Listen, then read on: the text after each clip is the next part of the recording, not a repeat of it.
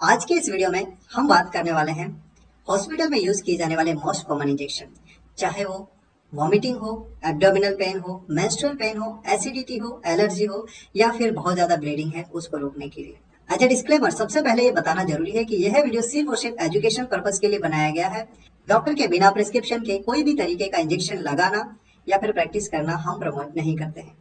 सबसे पहला हमारा इंजेक्शन है हायोसिन ब्यूटाइल ब्रोमाइड। कॉमनली इसको बस्कोपान के नाम से जाना जाता है। 1 ml का इंजेक्शन होता है जिसमें 20 mg डोज होता है।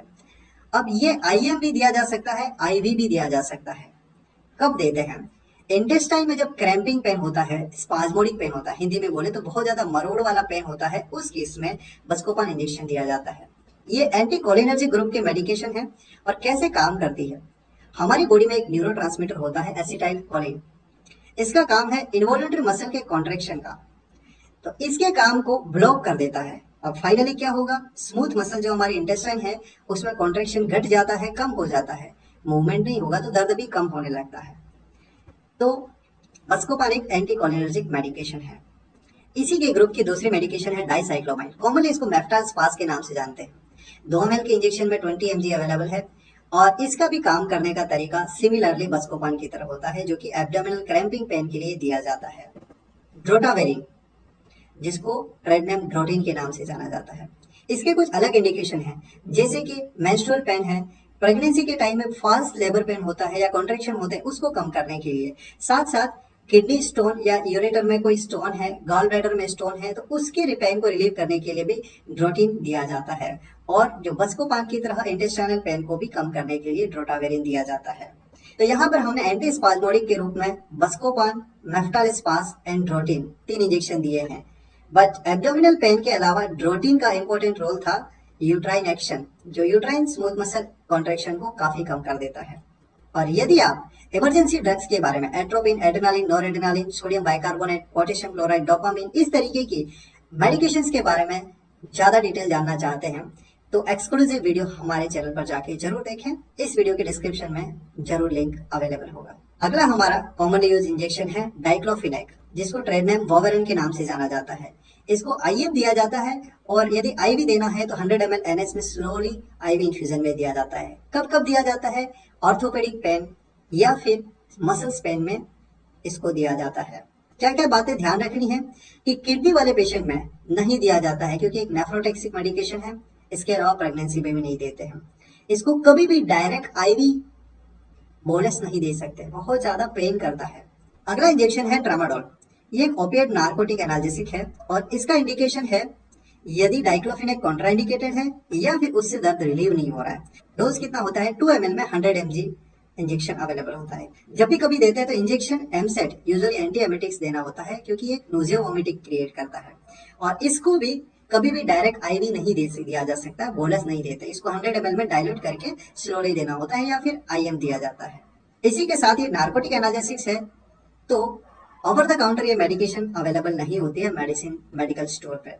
नेक्स्ट है इंजेक्शन पैरासीटामोल। ये तो आप सभी को पता ही होगा, एंटीपायरेटिक फीवर को कम करने के लिए है। इसके साथ साथ ये इसका इफेक्ट पेन किलर एनाल्जेसिक के रूप में भी होता है। प्रीवियसली IM इंजेक्शन इस तरीके से अवेलेबल होते थे, बट आजकल इसको ना के बराबर यूज करते हैं। IM 100 ml IV इन्फ्यूजन में, जिसमें 100,000 mg डोज होता है। इसको देते टाइम क्या क्या चीजें ध्यान रखनी होती है? बच्चों में इसका डोज कैलकुलेशन बहुत ही एग्जैक्टली होना चाहिए। थोड़ा सा भी ओवरडोज होने पे हेपेटोटॉक्सिक हो जाता है ये बच्चों में, और ओवर यूज करने पे हेपेटोटॉक्सिक एडल्ट में भी होता है। तो यहाँ पे हमने पेन रिलीव करने के लिए कितने तरीके की मेडिकेशन देती है। शुरुआत लेवल में डाइक्लोफिनेक देते हैं, कॉन्ट्राइंडिकेटेड है या फिर रिलीव नहीं हो रहा है तो ट्रामाडोल, जो कि ओपिएट नार्कोटिक एनाल्जेसिक है, और फिर पैरासीटामोल भी एज एनाल्जेसिक या फिर फीवर कम करने के लिए हम दे रहे हैं। Next injection tranexamic acid. Commonly इसको ट्रानेक्सा के नाम से जाना जाता है। ये 5 ml का इंजेक्शन होता है और इसको IV दिया जाता है डायरेक्ट बोलस। कब? इसका इंडिकेशन क्या है? ब्लीडिंग रोकने के लिए। टू बी एग्जैक्ट बात करें तो ये एंटी फाइब्रिनोलाइटिक होता है। इसका काम करने का तरीका क्या है? अब नॉर्मली थक्का तो बन जाता है, ब्लीडिंग रुक जाता है यदि किसी में प्रॉब्लम नहीं है, परंतु कुछ पेशेंट में क्या होता है, थक्का बनता है वापस टूट जाता है, बनता है वापस टूट जाता है। तो ये जो टूट जाता है उस प्रोसेस को ये इंजेक्शन रोक देता है, इसीलिए इसको एंटी फाइब्रिनोलाइटिक कहा गया है। ब्लीडिंग को रोकने के लिए दूसरा है इंजेक्शन इथामसिलेट। और ये कैसे काम करता है, क्या करता है? ब्लीडिंग को रोकने के लिए है। तो ये प्लेटलेट को इकट्ठा करता है, जोड़ता है और थक्का बनाने के प्रोसेस को और भी मजबूत कर देता है। ब्लीडिंग रोकने के लिए तीसरा इंजेक्शन है बॉट्रोपेज। ये टोटल क्लॉटिंग प्रोसेस को, कोएगुलेशन प्रोसेस को फास्ट करता है। एंड फाइनली एक और ब्लीडिंग रोकने के लिए दिया जाता है इंजेक्शन विटामिन के। नॉर्मली हमारी बॉडी में विटामिन के अवेलेबल होता है, इंटेस्टाइन में बैक्टीरिया इसको प्रोड्यूस करते हैं, पर कभी कभी इसकी कमी हो जाती है कुछ भी कारण से, तो आर्टिफिशियली बाहर से विटामिन के दिया जाता है। ये क्या काम करता है, कोएगुलेशन प्रोसेस में जो क्लॉटिंग फैक्टर है उसके सिंथेसिस, उसका फॉर्मेशन, मैन्युफैक्चरिंग को बढ़ा देता है विटामिन के। और यहाँ पर हम ब्लीडिंग रोकने के लिए 4 तरीके के इंजेक्शन यूज कर रहे हैं। ट्राइनेक्सामिक एसिड क्या कर रहा है, थक्का टूटने से रोक रहा है। इथामसिलेट क्या करता है, प्लेटलेट को पास कर देता है और थक्का बनाने की प्रोसेस को बढ़ा देता है। बॉट्रोपेज पूरे के पूरे प्रोसेस को बढ़ा देता है। विटामिन के क्लॉटिंग फैक्टर जो है उनके बनाने में हेल्पफुल हो जाता है और ज्यादा हेल्प करता है। फाइनली डिसाइड करेंगे डॉक्टर के कौन सा लगाना है। यदि आप ये वीडियो देखते हुए यहाँ तक पहुंचे हैं तो मैं उम्मीद करता हूँ वीडियो जरूर आपको पसंद आया होगा। तो प्यारा से एक सब्सक्रिप्शन आपसे चाहता हूँ, और इस ऐसे ही बहुत सारे interesting video ICU, ventilator, emergency drugs पर इस चैनल पर अवेलेबल हैं। तो एक बार जाके जरूर आप स्क्रॉल डाउन करें, देखें, और कुछ पसंद आए तो कमेंट भी जरूर करें। इंजेक्शन फ्रूसेमाइड ये एक डायरेटिक है, यूरिन आउटपुट को बढ़ाता है। इसको नॉर्मली आईवी देते हैं, पर आईएम भी दिया जा सकता है। क्या काम करता है, किडनी के नेफ्रॉन में लूप ऑफ हैंडले है, वहां पे रीएब्जॉर्प्शन जो होता है पानी, वाटर का और इलेक्ट्रोलाइट का, उसको कम कर देता है। रीएब्जॉर्प्शन नहीं होगा तो यूरिन बढ़ जाता है। अब किस किस केस में देते हैं, हाइपरटेंशन में इसको इंजेक्शन को दिया जाता है। जनरलाइज स्वेलिंग है, पूरी बॉडी पे स्वेलिंग है तब देते हैं। Heart failure, liver failure, kidney failure, इस केस में भी ये दिया जाता है। लेसिक्स के जैसा ही एक दूसरा इंजेक्शन होता है टॉर्सेमाइड, और कॉमनली ट्रेड में इसका अवेलेबल है डाइटोर। ये एकदम लेसिक्स जैसा ही काम करता है, परंतु इसका टी हाफ लाइफ, जो काम करने की और बॉडी में रुकने की टाइम है, वो बढ़ जाती है। इसीलिए काफी डॉक्टर इस इंजेक्शन को प्रेफर करते हैं। अगला इंजेक्शन है मैनिटोल। ये 100 ml आईवी इन्फ्यूजन अवेलेबल होता है, और ये ऑस्मोटिक डायरेटिक्स है। ऑस्मोटिक डायरेटिक क्या करते हैं, ब्रेन में यदि एडिमा हो गया, सेरेब्रल एडिमा है, तो इसमें एडिमा को कम करता है, बहुत ही हेल्पफुल है। इसके साथ साथ ग्लूकोमा, इंट्रा ऑक्यूलर प्रेशर बढ़ जाता है, उस केस में भी मैनिटोल दिया जाता है। ऑन्डेंसेट्रॉन कॉमनली ट्रेड नेम अवेलेबल होता है एमसेट। 2 ml के इंजेक्शन में 4 mg अवेलेबल होता है। अब ये कब देते हैं, नोजिया, वोमिटिंग, चाहे किसी ऑपरेशन के बाद का हो, केमोथेरापी, रेडिएशन थेरापी की वजह से वोमिटिंग हो, या फिर किसी और इलनेस की वजह से वोमिटिंग हो, तो ऑन्डेंसेट्रॉन दिया जाता है। अगला इंजेक्शन है मेटाक्लोप्रोमाइड, जिसको कॉमनली पेरिनॉम के नाम से जाना जाता है, और ये नोजिया वोमिटिंग के साथ साथ यदि बहुत ज्यादा हिचकी है, हिकअप्स है, तब भी दिया जाता है। जीईआरडी जैसी कंडीशन में दिया जाता है। टेरिफाइलिन ये एक ब्रोंकोडायलेटर है, जिसमें 2 साल्ट होते हैं, इटोफाइलिन एंड थियोफाइलिन। कैसे काम करता है, ये नॉर्मल लंग्स में है, जो एयर लंग्स का ब्रोंकस का पासेज वे है, ये इस तरीके से नॉर्मल अवेलेबल होता है। बट जो आस्थमेटिक पेशेंट होते हैं, सीओपीडी पेशेंट होते हैं, यहाँ पे कंटिन्यूस क्रोनिक इन्फ्लेमेशन की वजह से अंदर का रास्ता, पासेज का बहुत नैरो हो जाता है, और इसके साथ साथ म्यूकस भी होता है। तो इस ब्रोंकस को डायलेट कर देता है, रास्ता ठीक हो जाएगा। टेरिफाइलिन का काम करने का तरीका, हाइड्रोकोर्टिजोन एक कॉर्टिकोस्टेरॉइड है। इसको कब दिया जाता है, एलर्जी कंडीशन, जैसे कि इचिंग, स्नीजिंग, बहुत ज्यादा रेसेस हो गए, इस केस में एलर्जी कंडीशन में हाइड्रोकोर्टिजोन दिया जाता है। इसके साथ साथ सीओपीडी, अस्थमेटिक अटैक की कंडीशन में भी देते हैं। तो ये क्या करता है, ब्रोंको कंस्ट्रिक्शन को रोकता है या रिलीव कर देता है, हाइड्रोकोर्टिजोन। हाइड्रोकोर्टिजोन जैसा ही कॉर्टिकोस्टेरॉइड डेक्सामेथासोन है, और वो भी सिमिलरली लंग्स पे काम करता है, एलर्जी कंडीशन में भी दिया जाता है।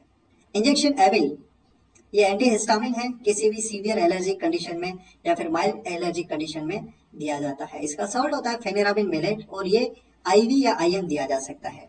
इंजेक्शन डायजेपाम, ये बेंजोडाइजेपिन ग्रुप का मेडिकेशन है, जो सेडेटिव, एंग्जियोलाइटिक के रूप में काम करता है। सेडेटिव कब देने की जरूरत पड़ती है, कोई पेशेंट है, साइकिक पेशेंट है, बहुत ज्यादा हाइपर एक्टिव है, उस केस में उसको कुछ टाइम के लिए सेडेट करने के लिए जरूरत पड़ती है। एंटी कन्वर्जेंट, यदि कोई पेशेंट अचानक कन्वर्जन हो जाता है, तो कन्वर्जन को रोकने के लिए डायजेपाम इंजेक्शन यूज करते हैं।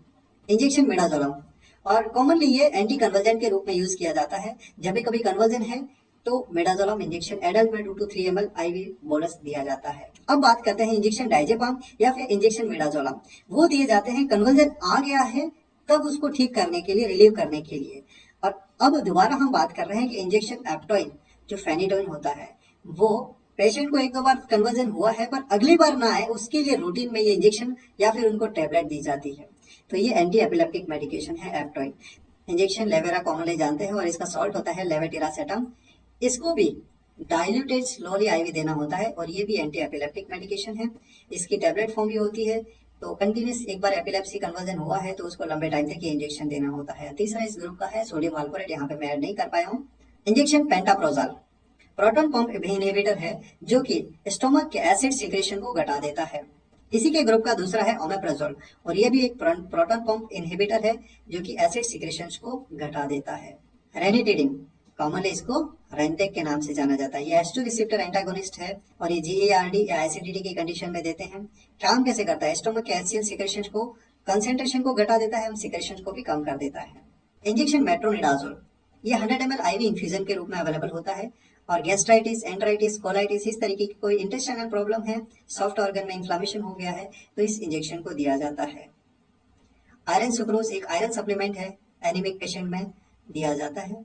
इंजेक्शन एमवीआई मल्टीविटामिन ये प्रोम एमवीआई के नाम से या फिर एल्डरविट के नाम से अवेलेबल होते हैं और इसको आईवी इन्फ्यूजन दिया जाता है। इंजेक्शन लिग्नोकाइन एक ये लोकल एनेस्थीसिया के रूप में यूज करते हैं। कहाँ यूज किया जाता है? जैसे कि दांत का ट्रीटमेंट, टूथ एक्सट्रैक्शन के लिए या फिर कोई स्मॉल प्रोसीजर होना है, फ्लोरल टैपिंग, वहां उससे पहले यूज किया जा सकता है। सुपरफिशियल स्टिचेस के टाइम पे यूज किया जाता है। आज के लिए इतना ही काफी है और thanks for watching, thanks for being here, have a good day.